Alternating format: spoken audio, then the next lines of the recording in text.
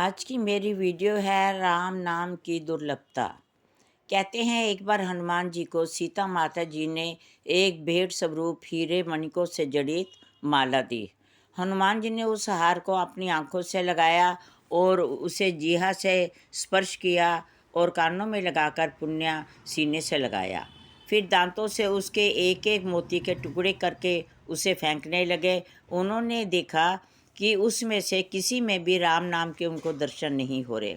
पर बाकी सारे लोग इस हरकत को देखकर बहुत हैरान हो गए कि इतनी महंगी इतनी कीमती माया को हनुमान जी जो हैं वो अपने मोतियों को तोड़ तोड़ के नीचे फेंक रहे हैं। ये सुनकर सब लोग जो थे वो श्री रामचंद्र जी के पास गए और उन्होंने कहा कि हनुमान जी इतनी मणिक जीरो हारा को जो कि सीता माता ने दी है उनको मुंह से तोड़ तोड़ के टुकड़े टुकड़े करके ज़मीन पर फेंक रहे हैं। राम जी ने हनुमान जी को बुलाया और उनसे पूछा कि आपने ऐसा क्यों किया। हनुमान जी ने कहा, मैंने एक एक मोती को टटोल कर और परख कर देखा है कि उसमें कहीं भी राम नाम का नाम नहीं है, लेकिन मुझे कहीं भी राम नाम दिखाई नहीं देता। इसलिए जीहा को लगाने से, कानों के साथ लगाने से उसकी कोई ध्वनि सुनाई नहीं दी। हृदय से लगाया परंतु हृदय में भी शीतलता का अनुभव नहीं हुआ। जहाँ राम का नाम ना हो, जहाँ राम के नाम से कोई आराम ना मिले, ऐसी अशांति देने वाली माला को मैं क्या करूँगा, उसको तोड़कर फेंकूँगा ही। ये सुनकर सब लोग बहुत हैरान हो गए। उन्होंने सोचा कि क्या तुम्हारे अंदर राम का वास है। हनुमान जी ने तनिक देर किए हुए आप दोनों हाथों से अपनी छाती को फाड़ दिया और उसमें राम नाम की ध्वनि निकल गई, जिससे लोग बहुत खुश हुए। राम नाम के दर्शन करके उन्होंने हनुमान जी की जय जयकार बोली और हनुमान जी में राम नाम के दर्शन की प्राप्ति हुई।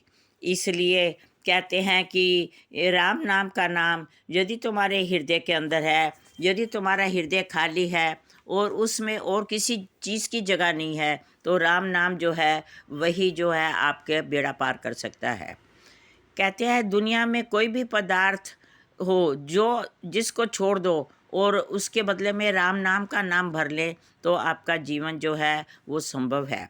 कहते हैं एक सेठ ने किराने की दुकान पे अपनी नौकर से बोला, जाओ अंदर दुकान में से एक गुड़ की ढेली ले आओ। नौकर अंदर गया, उसने डिब्बे को खोला तो उसमें कुछ भी नहीं था।